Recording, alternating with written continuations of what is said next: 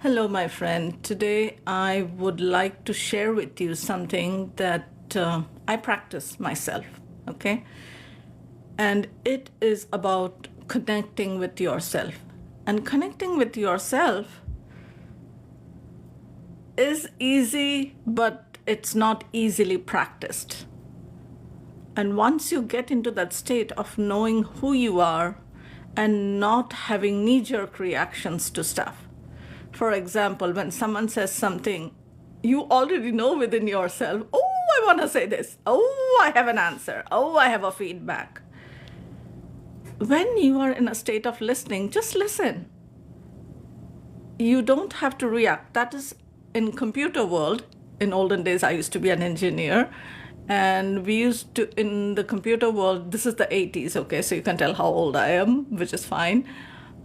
Which is amazing that I am alive. That's the great part about aging, is that you're alive, right? Because if you don't want to age, we don't want to talk about the other option, which is death, right? So in the 80s, when I was studying to be an engineer and I was working as an engineer, and we had mainframes. The mainframe computers were as large as a building. And they needed to stay in an air-conditioned building because this was India. And even in the US, when I came and I worked on mainframe computers, they used to be in another special room which had extra air conditioning in it because you had to keep the machine cool, right? We have to keep ourselves cool. This body machine needs to stay cool. So getting back to the light over here now, sorry. Because I love to talk with my hands. How do you keep your cool? Okay, when everything is falling apart. Everything is falling apart and you still need to keep your cool. You have to remember one thing. You are in the input mode now. In any computer system, even today, the most modern computers, that is your cell phone, the one I'm holding right now, it has 3 modes. What is input? One is processing, and then there is output.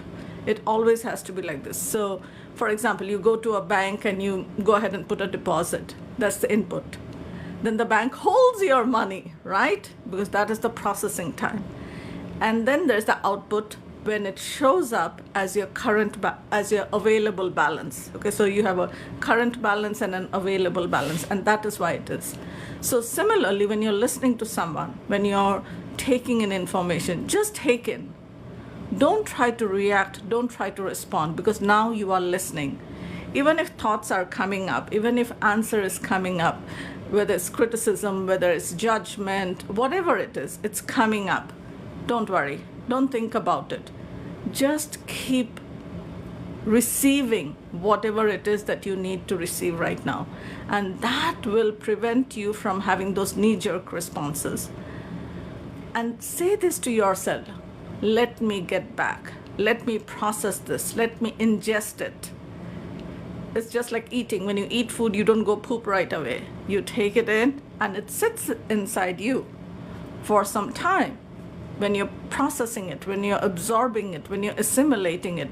Similarly, when you're connecting with anyone, be in the receiving mode. And when you start receiving, you will receive everything, the good and the not so good, which is the bad and the ugly part. But when you can come from that place, remember a few things happen. Conflicts get resolved. Okay?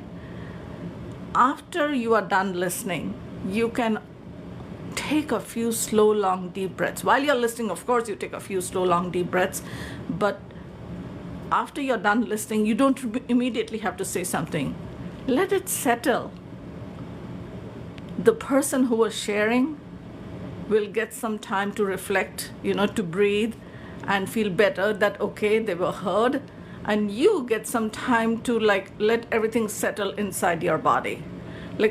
Think about a cup of tea. The moment someone pours a cup of tea, you don't start drinking it. You let it settle. You take a cup of tea, you sit with it, and then you sip on it. It's the same way when it comes to receiving information. And this leads to less conflicts.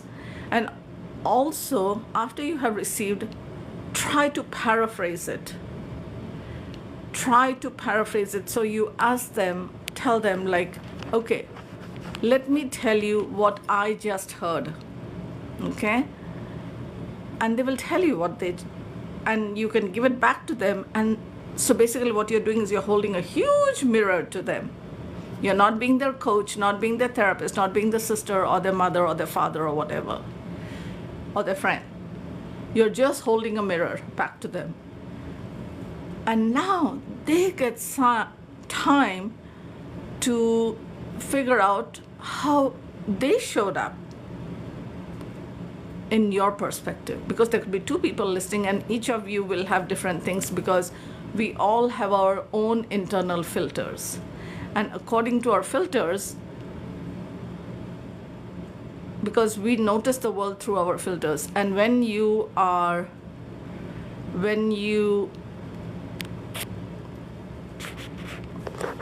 it is asking me to do something over here now. Okay, so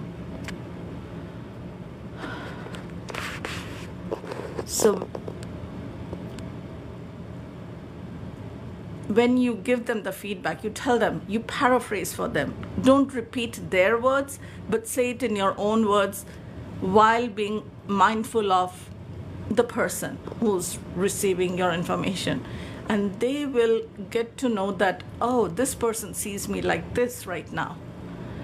And if they say, yes, this is what I meant,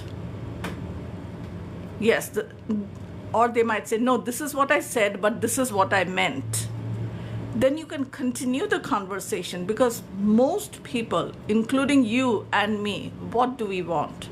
We want to be seen, we want to be heard, we want to be felt, we want to be understood, we want to be accepted. 5 things. No one wants more than this. It doesn't matter how much money you want, how much, house, car, relationship, work situation, whatever you have. You truly, truly, truly, truly, truly want only these 5 things: to be seen, to be heard, to be felt, to be understood, and to be accepted. And when the person knows that you have seen them, you have heard them, you have felt them, you have understood them, and you have accepted them, because you are still sitting over there, right? You did not leave. This is what will come up for them. Their resistance will lower. They will be able to open up. And now, when you start giving them your feedback, what you think, now you are giving them your opinion, your judgment, your discernment. They will be in a state of receptivity, and your relationship will grow. You have a perspective, and that perspective can get explained. Because most of the times the emotions we have, we do not know how to put them into words. And now you can bring them down from, in Buddhism we call it the supramundane, from the intangibles to the mundane, to the tangible form. This is what I truly meant. This is what I really wanted to say. And that connection will continue. Because that's all we want. We want connections. We are social beings. We need connections. And this person will remember you for the rest of their life as an ally, as a friend, like someone who gets them. And when you can do this with one person, guess what you did? You just did this as a deeper work for your own inner connectivity. Because like I said earlier, we are looking for connections. And in order to have connections, you have to connect with yourself. But you cannot connect with yourself unless you're a deep meditator and you have a very old practice. You connect with someone else, and the moment you connect with someone else, you're connecting with an aspect of you. And I don't want to make you feel that, oh, you have to be a deep meditator. You can get started anytime. You can get started today. Like they say, there's a saying, when is the best time to plant a tree? 10 years ago. When is the next best time to plant a tree? Today. Right? So when is the time to begin meditation? 10 years ago. When is the next best time to start meditation? Today. okay? So I was holding this book of Tao Te Ching, okay? And so there's one more thing that's coming up. Okay, so the conflicts are satisfied. So when there is a conflict, because conflicts come from no connection. And whenever there's connection, there is no more conflict. And you feel satisfied, you feel good. There are differences because someone said something, you said something, so there is now a difference, right? But through dialogue, all differences can be resolved. No one can be an enemy anymore because you're in a connection. You are relating to them, they are relating to you, and whatever you don't understand about them and whatever they don't understand about you, you continue the conversation while breathing. Next thing is your observations. You can say like, oh, this is what I saw. This is what I heard. So that is your observation. You can clarify it. The next thing is the disturbances, because disturbances come up in the form of turmoil. And the reason the disturbances come up is because, like I said, your internal filters, through your internal filters, when things show up, it is your stuff that is coming up. You're getting triggered. The past memories are flashing in front of you, and whatever you felt in the past. So this is what happens. Angry people get angrier. Sad people feel sadder. Fearful people get more fear. Guilty people feel more guilt. People who have shame in them, they have more shame. Their shame gets enhanced. People who are feeling hurt, their hurt gets triggered. People who are in pain, their pain gets triggered. And people in doubts, the mother of all emotions, which comes actually from low self-esteem, low self-worth, and low self-confidence, that gets heightened. Okay? So you're not doing anything to them, but from within them, these things are getting triggered. So it is really not your fault when someone gets triggered by you. But again, because now you are holding a mirror back to them and they are getting triggered, guess what is happening? They might point a finger at you. And at that time, what do? When finger pointing starts happening, you can again step back, keep breathing, stay connected, and notice what's happening. Notice that this person thinks I am wrong, because people will, either through a passive action or through aggression, they will let you know that they are unhappy with you. That is the time to step back and give them the space. Let them have their meltdown. Let them enact their drama. You are just giving them space, knowing that this is not my circus. These are not my monkeys. But I love this person, I care about this person, and I'm holding space for this person so they can release their stuff. Remember, you have two options. Either to be a sponge and take in all their stuff, or grow a spine and stand erect. See, even when I was talking to you, I stood up, I'm seated, but still my spine grew straight. Most people have back pain because of that they take on other people's stuff and their back hurts.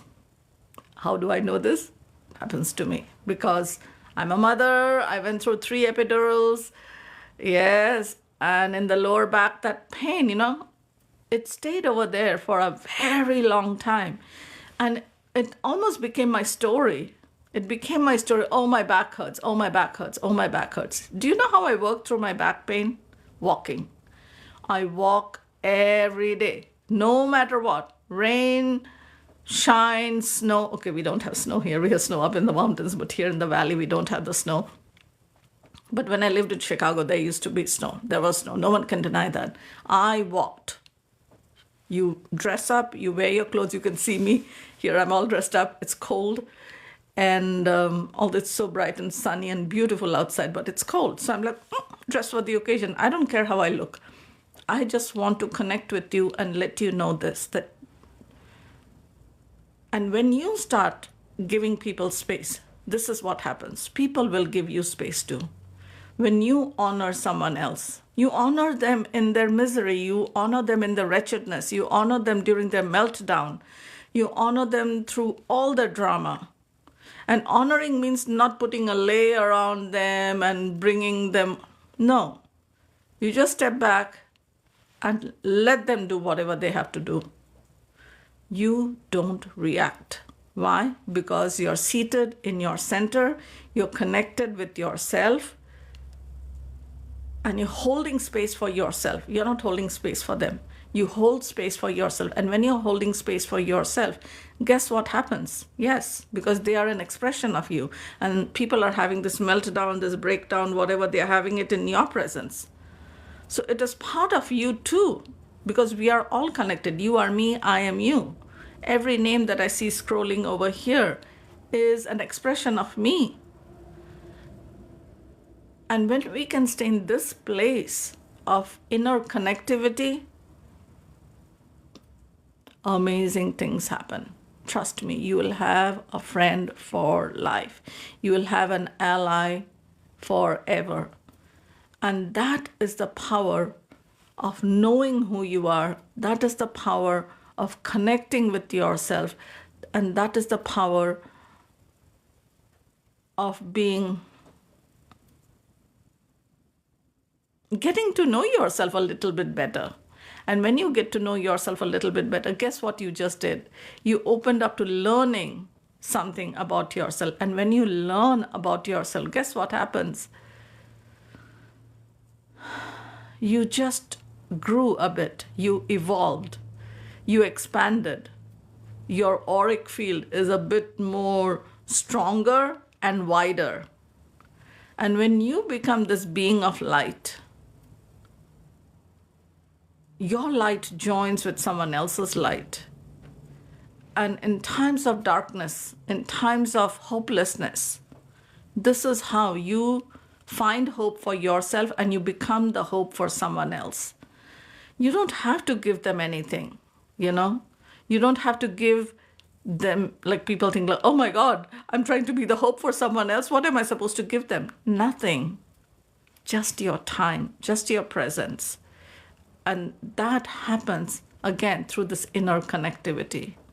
You can go work out as much as you want to. You can go be in nature as much as you want to. But unless you're connected, unless you can bring the nature back home with you, within yourself, what was the point of spending those 2 hours in nature? It was like going on a retreat and coming back with your dirty laundry and your credit card bills. No. When you go out and walk in nature, or you walk in the park, wherever you go, I would rather you go out in nature and walk than go to a gym and walk on the treadmill. I mean, if that is your thing, go do it. I'm not going to tell you not to do it. But I would never go to a gym and try to walk on a treadmill or a Stairmaster. I would rather go out and walk in the park, walk in the nature, walk up the mountains, do whatever I need to do to be closer in nature. So I am connected again with my essence. And when I return, I bring the nature back with me. You can do that too. And so this helps you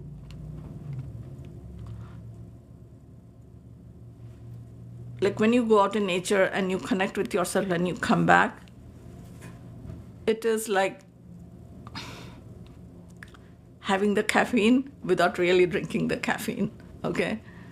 Feeling good about yourself without the caffeine, feeling good about yourself without the alcohol or whatever is your drug of choice, you know, that you need. You can be that person for yourself without needing any external stimulants. Because think about it, your brain releases every hormone, every chemical that you seek outside of you. Your brain can release it when you train it to do that. You don't need the caffeine. Without the caffeine, you can be stimulated within you. Without the alcohol, you can feel happy within you. All you need to do is move your body. Bottom line, you have to move your body, because the moment you move your body, your brain will reward you with endorphins, with happy hormones. And so you are balancing both movement and stillness. These are the two things you need to remember: movement and stillness. And when you have these two, you really are the queen of your queendom and the king of your kingdom. That's all I have to say for now, because I need to run in and get on another call. But thank you for stopping by. Thank you for listening in. Leave a comment and let me know what else you would like to converse about and get deeper within. And remember, modesty is that cloak you wear that speaks without words. Humility opens you up to abundance. Gratitude opens you up to creating and having whatever it is that you want in life. Okay, I'll give you this in the end, because it just came to me because I was talking to my client yesterday about this. We have needs and we have wants, right? We all have needs, we all have wants. Our needs are always met. The universe will always meet all your needs. It's your wants that will stretch you. So when you take one of those wants and put it into your need column, you don't have to think about it. The universe will provide for that. I'll give you a simple example. Long ago, I decided, what do I need? And we are told we need food, clothing, and shelter, right? These are the three things we need. And in this day of internet, we all need internet. So I said, I need food, clothing, shelter, and internet. And I love to travel. I do travel a lot. So I said, and I need to travel.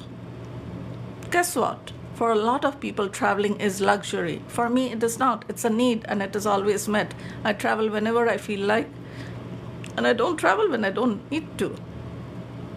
So I took travel and put it into my need column, and it is met. What is my want now? To meet with more of you, share with more of you, connect with more of you. Now that is stretching me. That is getting me to come out in my robe and in my cap and be here with you. And I have a few minutes before I have to jump on another call. And it is stretching me. And it's a beautiful thing. Stretching is expansion. Stretching is evolution. And that's what we want for ourselves, don't we? All right, my friend. Lots of love. Namaste. And a big squeezy hug for you. Have a beautiful day wherever you are in the world. If you're listening to this live, and I don't even know if the lives are replayed somewhere, but it has been wonderful sharing with you. It has been wonderful connecting with you. And with all the love and light within me, I humbly bow to the love and light that is you. All right, my friend. Peace. Amen. Aloha. Bye for now.